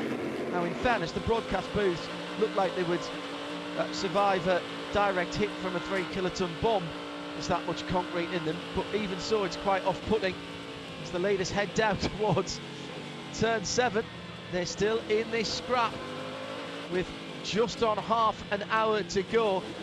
Grenier got going again in the Sun Energy 1 car and set a new overall best of 130.103, now 29.955. So he's wound himself up, Jeremy, never mind anybody else. I wonder if he was just ushered gently off at turn 3, and that's what's got the dander up of Michel Grenier. Could be. He's certainly got to move on there. That's a really, really good lap by Grenier there, 29.9. That's quicker than Jack Hawkes managed 2 years ago in a Lexus on his way to setting the Michelin lap record for GTD. Meanwhile, by the way, in GTD, it's still Jeff Westphal who's leading here. Perfect race so far for Carbon. By about 4 seconds, it's extended just a little bit. It was 3 for a long, long time over Bill Arblin in second place. And Ross Gunn in the Harter Racing Team Aston Martin, he's only about a second behind Bill Arblin. So that battle is very much on. There's a big gap back to Marco Mappelli. It's been a good run for the GRT Grassen Racing team. And Ross Gunn, as I said, that he resets fastest lap of the race at 29.817 for the number 23 Aston. Here come the leaders again to the Compass Racing. Number 76, that's the Acura in the dark grey and very, very orange. And through for Renger van der Zande onto the little short straight to through 12 and 13, now to the kink at 14, where that new bump is, and that is very, very quick indeed. Shea Adam keeping an eye on what's going on and talking to the teams in great gobs of rubber, almost a softball size piece of rubber coming out from underneath Felipe Naz's car, and that's a problem, Shea Adam, in this VP Racing Fuel Pit and Paddock report for some of the GT cars if they're having to go offline. Yeah, and that's a report that I've been getting a lot over the last 10 minutes from various teams saying that they are being basically ushered offline when being passed by the DPI cars. And it's forcing them to go over those great globs of rubber, or clag, as the great David Hobbs would call them, and they're getting stuck to the tires. So we're seeing purple laps from some cars, and then 2 seconds a lap slower the following laps, basically at the simplicity of traffic. Yeah, and we did say, didn't we, in our Porsche Keys to Race, there are a number of places here that are effectively a one-groove circuit, and if you do have to go offline, either as a DPI passing the other categories, or indeed you're trying to be helpful and go offline yourself, then that could cause you trouble later on. It doesn't help, of course, if a DPI is coming up to you quickly, puts itself in position, you've got no choice then, have you? Then to go offline. Another incident responsibility warning, Shea Adam, from Bo Barfield and Race Control, and again it's to a DPI. This time it's to Ollie Jarvis in the number 55 Mazda. It didn't see with whom it involved, but yes, another warning. I believe that is more than half of our DPI contenders that have gotten warnings today for incident responsibility. Well, I think I like that kind of officiating, not officiousness, is what we always enjoy here in IMSA, and people being told when they're getting close to the line, or perhaps if they're just sneaking over it. It's always, in my mind, better to do that and avoid something later. Another quickest lap for the GTD class for the Sun Energy One Mercedes AMG GT3. Making up time at the back of the wheel, now under 90 seconds, 1:29.7 for the Grenier-driven car, and the 2 Corvettes are trading fastest laps as well in GT Le Mans, Jeremy. Yeah, they are indeed. Antonio Garcia just set the new fastest lap, new lap record for GTLM, because they've never been here before in the IMSA WeatherTech SportsCar Championship days. The last time Corvette Racing raced here on home ground, so to speak, in Motown, was back in 2007 and 8, back in the ALMS days. That was a different track configuration, however, to what we're running here this weekend. Yeah, a bit shorter, wasn't it? Didn't go as far down to turn 3. There's another little road that scampers through there, but I think that change to the track has really made a big difference in how this place races, particularly interestingly, I think, for multi-class racing as we have here in IMSA. So Renger van der Zande just took about, getting off second actually at Felipe Nasser, and it's back up to a second half again, and that again, traffic giveth, traffic taketh away, Jeremy. That's what it looks like to me. Indeed, but it also, the last 2 laps have been the quickest of Renger van der stint. A 1:21.4 and a 1:21.5 the last 2 laps. He had been doing high 21s, low 22s when he had clear traffic. So I think, with the 25 minutes remaining now, the team will be keeping him appraised of his fuel consumption, what sort of pace he needs to run, how much fuel he can burn each lap. to get to the end of the race without needing a splash and go. Great. 24.95 for Greg. Yeah. Wow. He is the purple minion at the moment, isn't he? Purple, magenta signifies fastest laps of the racing class, and he's brought that down now to under 1 minute 30, 1:29.5, shaved another tenth or so off. And at the front of the field, Felipe Nasser has now got the hurry up as well, Jeremy. He has a new lap record there for Felipe Nasser. It's 1:20.492, car number 31, the Brazilian. He beat an old record. It was at 1:20.9, said a couple of years the last time the WeatherTech Championship was here, and he's really got the hurry on now. So I think they probably have got the green light. They can get to the end from here. Go for it, guys. That's exactly what they're doing. There's a big slide for Dane Cameron. He got out on that clag. You took a few laps to go, and it cost him an awful lot of ground through that fountain section.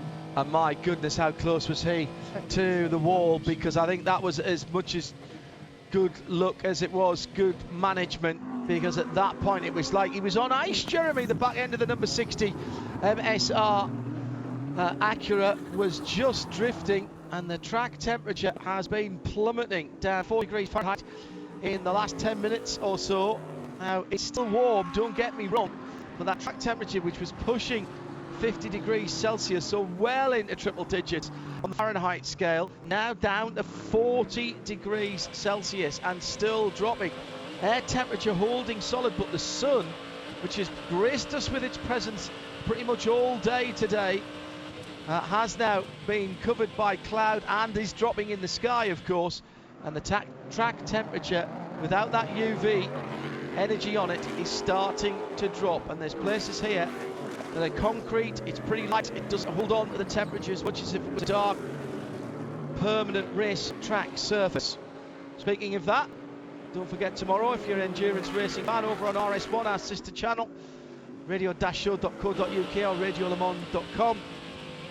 Bruce Jones and Johnny Palmer with the 8 hours of Portimao and the competition debut of America's sports car team, Jim Glickenhaus and SCG 007 out there, the number 704 car for the first time World Endurance Championship. Countdown to green, the whole race live, and then the post-race tech. Bruce and Johnny, Louise Beckett in the pits for us at the weekend. Plenty of action guaranteed on a serpentine and roller coaster circuit in the South Portugal, just up from the coast, beautiful part of the world, and it will be hot, hot, hot there tomorrow. Very interesting. Check the website at radiolemans.com for details. Come down to 20 minutes, Jeremy, and this battle at the front of the field just won't go away at the moment. Do you get the sense that Van der Zande's doing as much as he needs to, or is that what he's got? Well, no, we've seen lap record pace for the second place car. Van der Zande hasn't got down to those times. I'm not sure he's as comfortable as Nasser seems to be in second place, running those super fast laps, but he's holding that gap. It stretched out again to a couple of seconds. It's now down just, I think, 3 tenths across the line last time around. Just a couple of car lengths between those two Cadillacs as they fight their way around this course, around that fountain section again right now. But Renger van der Zande, he knows that red-white car is filling his mirrors. No wins yet this season for Felipe Nasser, but this is the track on which he gained his first victory in the IMSA WeatherTech SportsCar Championship back in 2018. He loves this place for the Brazilian Felipe Nasser, and he is desperate for another victory, and he hopes it's going to be here this evening in the Raceway at Belle Isle. Very much this evening now, and we can start to see the headlights, the tail lights and the position marker lights on the side of the cars just a little more prominently, and it is quite a bit darker than the high definition television cameras would have us believe. So if you aren't trackside at the moment and tuning in on IMSA TV or via the live video button on IMSARadio.com, then it is quite a bit darker.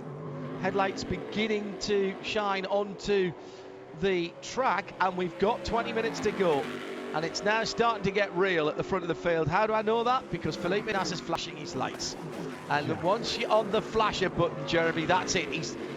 He means it now. This is it. And those headlights actually are very, very bright indeed. And with the light beginning to fade, there's no way that Ringe van der Zande knew he was there, but just trying to take the attention of the Dutchman in the lead of the race at the moment.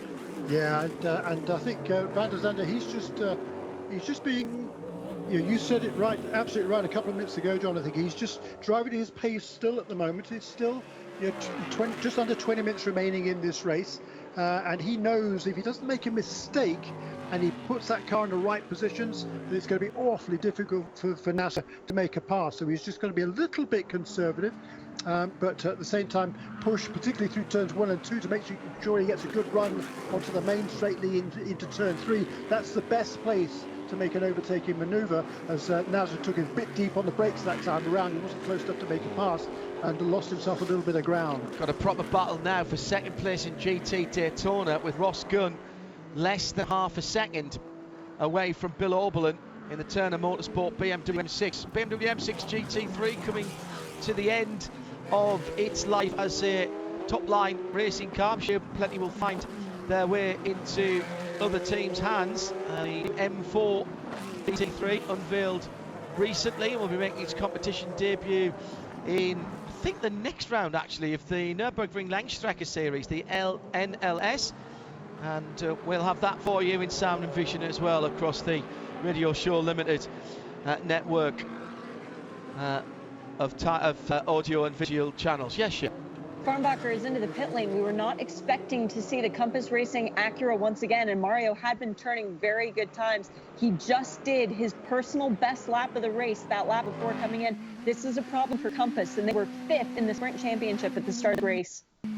Well, we'll try and find out whether this is a regulation stop or not. We've got just under 18 minutes to go, and the battle at the leather field is still going on.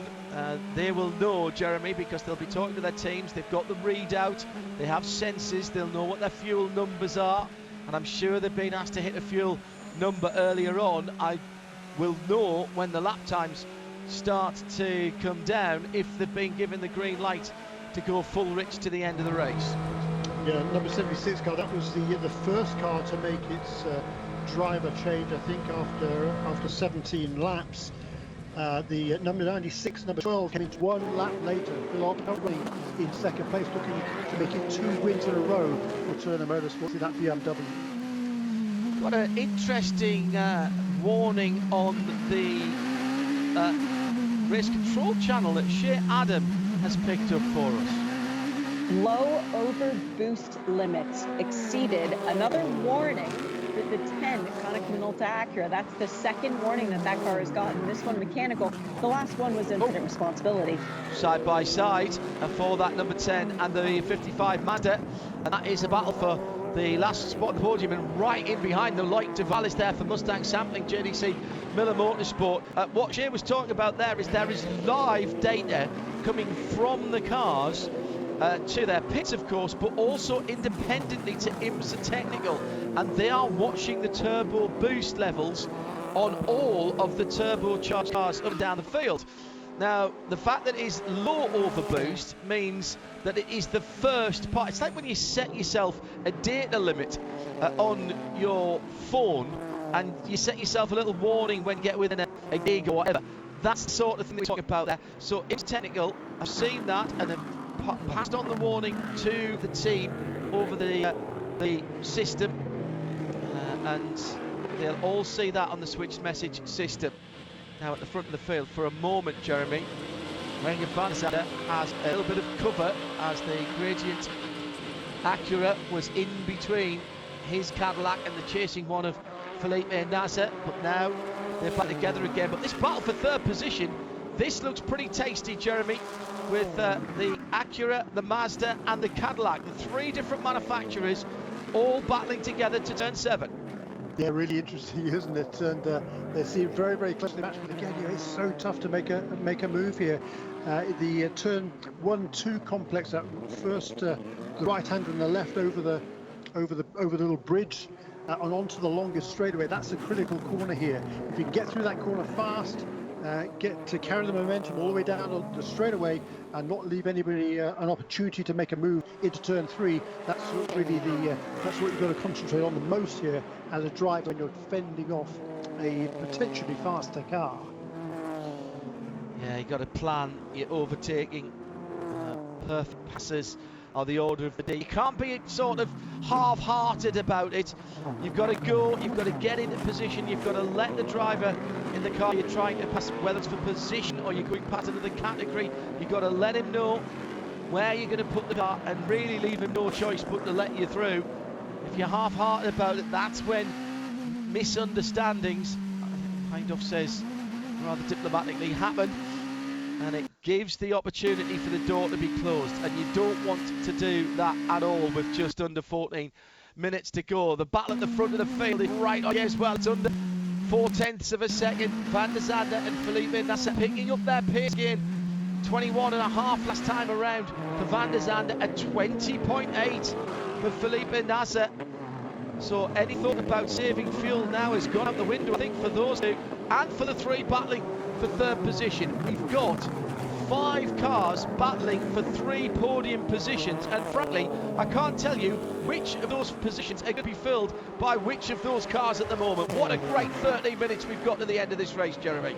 Yeah, tremendous race unfolding here. Just a great battle at the front here between these 2 Cadillacs, and Van der Zande just doing a masterful job. The moment, of course, is a team that has yet to win on its return to the prototypes with Chip Ganassi Racing. Well, they've won so many races over the years, well over 200 wins now for that team in all competitions, and they've been fast every race this season. They've had the fastest lap of this shed in one occasion in every race this season. But they haven't even had a podium so far, as Shay pointed out earlier on. So that's what they want to do, not only be on the podium, they want that first win of the season. And Cadillac and Chip Ganassi's first win for Cadillac on home ground here in Motown.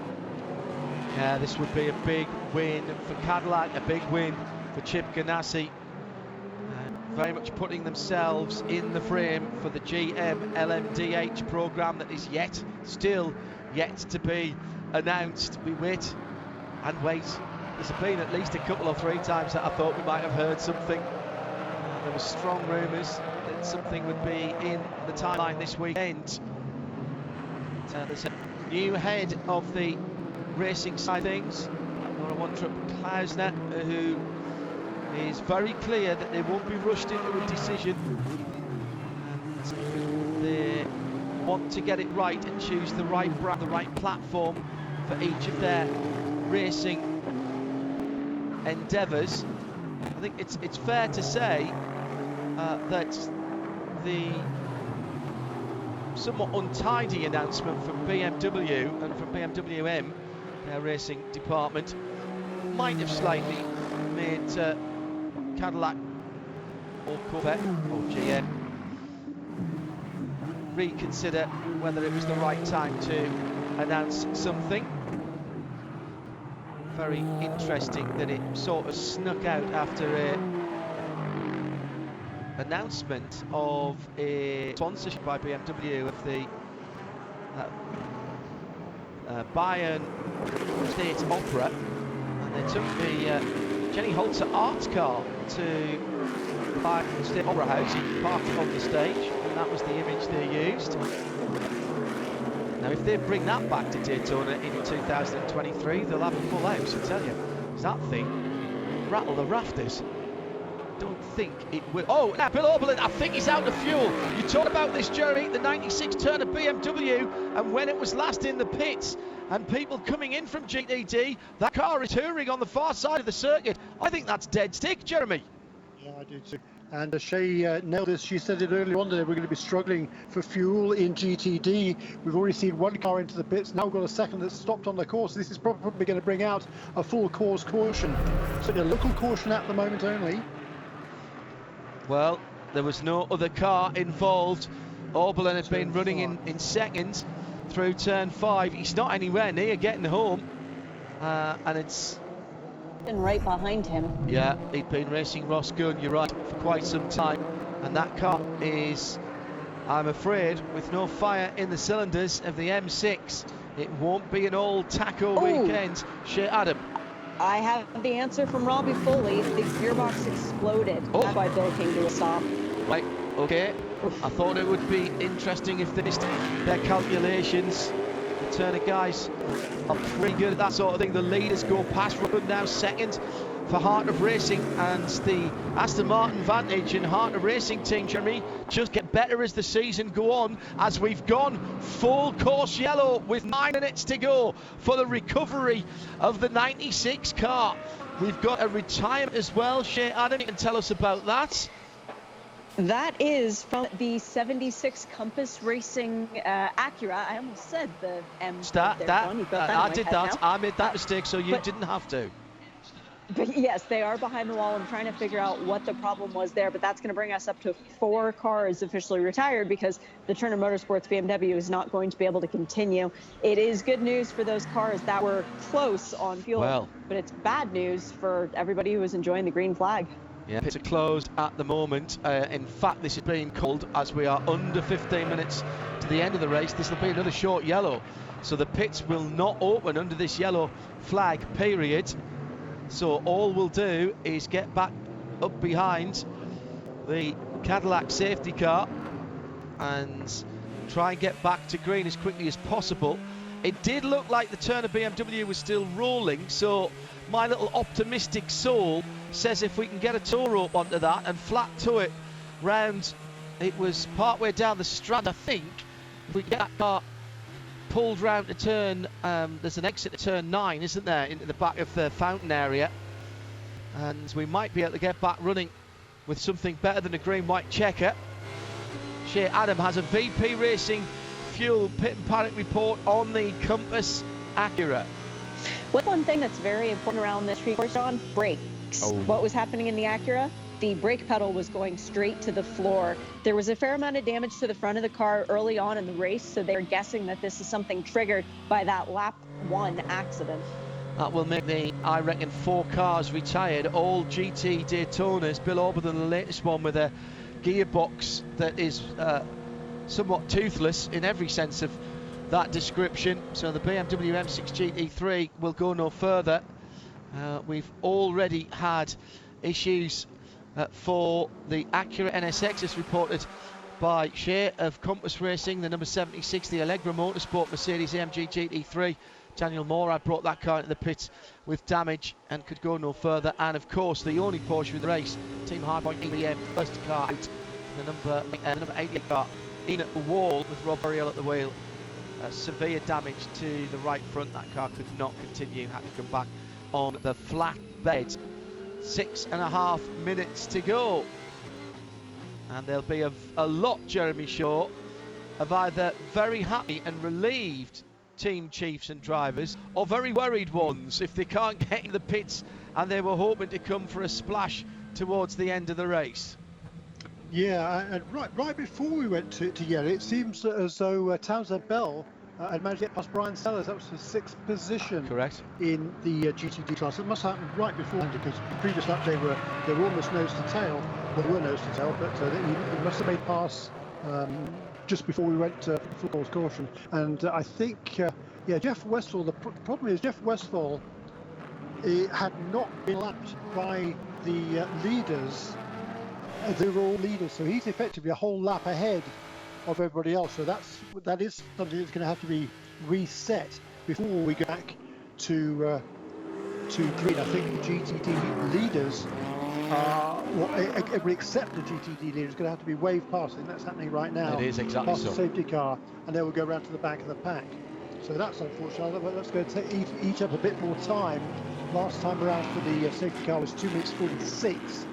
We've only got 5 minutes remaining, so if they can, those guys are going to have to hustle. I think they're probably going to go green next time around. I'd agree and with everybody that. else in GTD is going to struggle to catch up to the back of the pack before we go green. If they are able to, then we'll have probably a 2-lap run to the finish. They're all going to have very warm Michelin tyres, though, from the 23 on down. All of the little green ants are on the strand at the moment, heading towards turn 7, and we'll take this opportunity to get a VP Racing fuel update from Shea Adam on Corvette.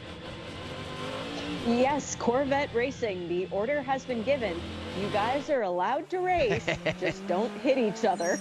And remember, a few years ago, gosh, it was 2016 now, actually, so quite a long time ago, it was Oliver Gavin versus Antonio Garcia for the watch at Daytona. They treated us to several laps of very clean racing. Well, this time it is Ollie Gavin's former teammate, Tommy Milner, versus Antonio Garcia. Round 2, ding, ding. Let's see who wins for Chevy in their backyard. No points up for grabs for the championship, but a bit of internal bragging rights as well. And with plenty of time to go to the next outing, that could get very interesting as we go into the last 4 minutes of this race. It's IMSA Radio and IMSA TV together.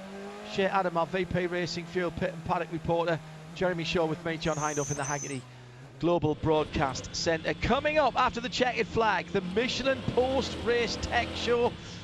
The checkered flag ends the race but only starts the conversation. Let's have your submissions, please, to @IMSA Radio using the hashtag MichelinPRT. What questions do you want answered? What do you want to get off your chest? What do you want to talk about? It's over to you, the audience, to set the editorial agenda. And I tell you what, Ross Gunn is hustling.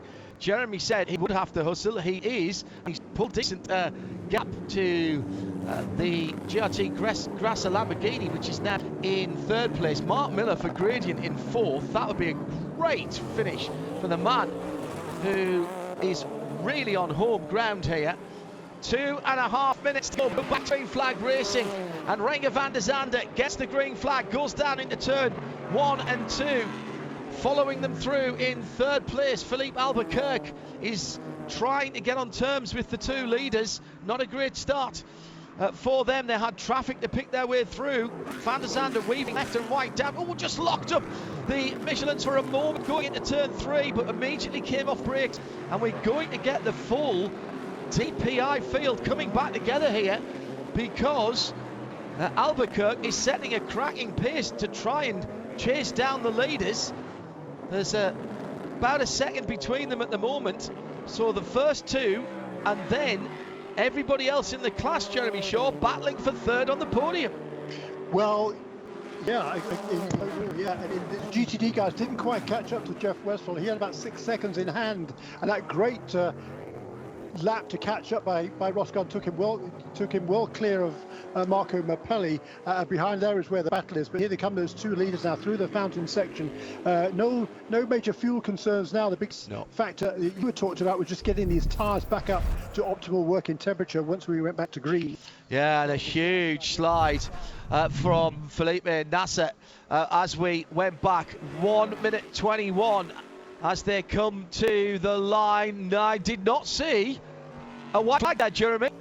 Now, I may be wrong, but I did not see the white flag there, so let's keep an eye on that. But they've gone through. I was expecting to see it on the start-finish line. Under a minute to go. This could be the battle to the flag, and I haven't seen it on the race control channel yet. So they've gone through. We may yet get an extra lap on the end of this one. But if NASA's got everything, now it's waving. Okay, so it is the final lap, because if it was waving that far back down the field, it must have gone out for the leaders as well. Halfway around the last lap then. Leaders coming towards turn 7. Felipe Nasser is running out of opportunities to get this lead, to tear this lead away from Chip Ganassi Racing. What a return to the top step it would be for Chip Ganassi, for the team, for Cadillac on home ground. In the Chevrolet SportsCar Classic here on Belle Isle, in the shadow, literally at this time of day, almost, of the Renaissance Centre headquarters for General Motors. Just another couple of corners to go. Time about to elapse. Here comes Renger van der Zande. Goes through the kink at turn 14 and wins on Belle Isle for Cadillac, for Chip Ganassi. Their first win on coming back to the IMSA WeatherTech SportsCar Championship. The 2 Corvettes were told they could race, and Milner and Garcia have put on a demonstration literally this afternoon, and they come to the line first and second, and it will be the 4 from the 3. Westphal goes through. What a race it's been for Carbon with Peregrine Racing, and they will take the win. Best finish of the season for Harter Racing Team in the Aston Martin Vantage. Ross Grun anchors home what has been a great run for them. Then it's GRT Grasser Racing.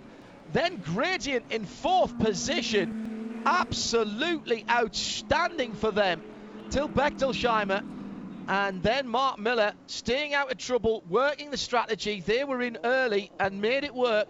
Hawksworth and T-Bell for the two Vassar Sullivan. Lexus making up the top 6. Jeremy Shaw, what a race, but what a win in the classes, particularly Cadillac Chip Ganassi Racing. I don't think we're headed, and I think we can say the same for Carbon. That's exactly right. They're not, apart from a couple of laps during the pit stops.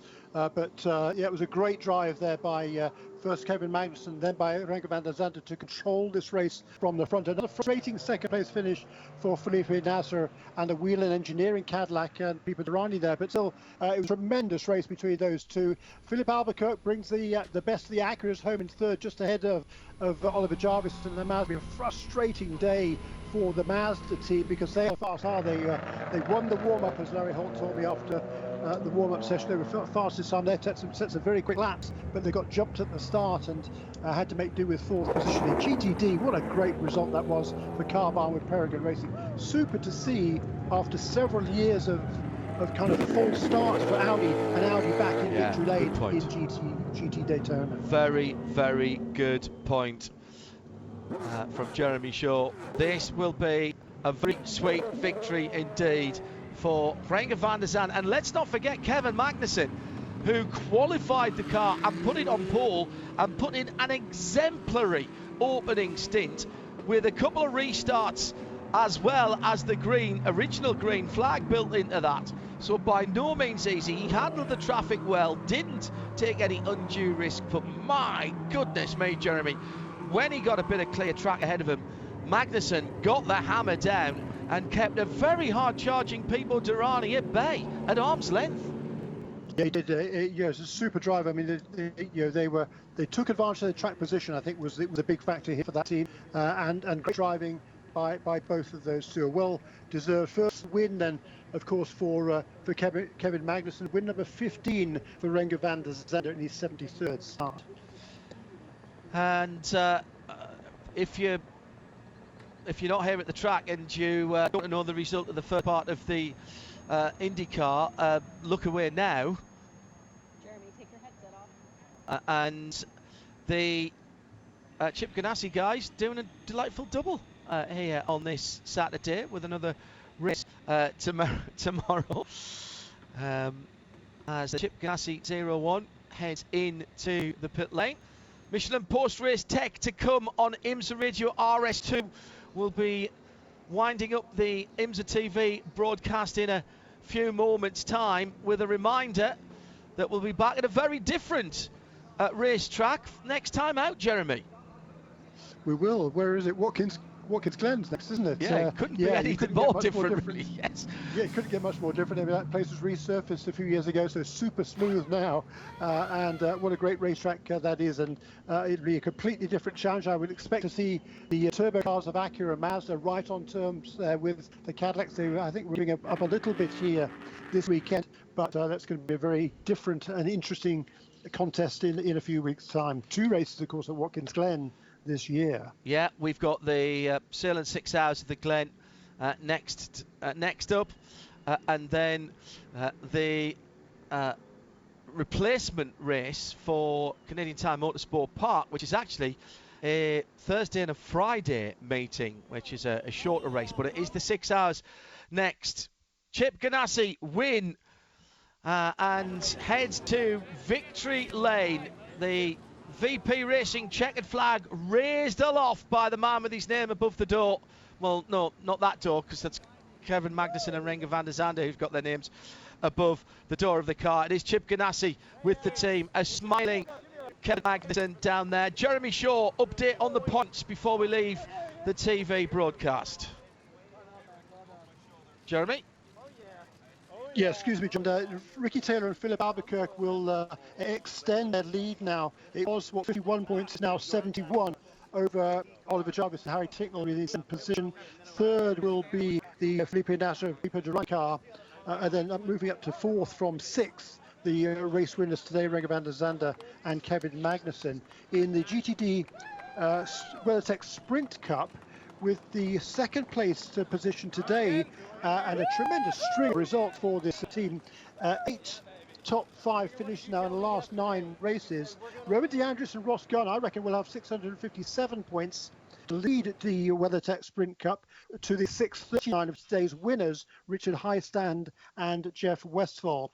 Into third position will be Frankie Montecalvo, alone because his regular co-driver Zach Vich not here this weekend due to COVID, on 632. That's it for the visual part of our presentation. Head over to RS2 now via IMSARadio.com for Michelin Post-Race Tech. From the Hackney Global Broadcast Centre, on behalf of Jeremy Shaw and our VP Racing Fuel Pit and Paddock reporter Shea Adam, thanks for being with us. Michelin PRT is next.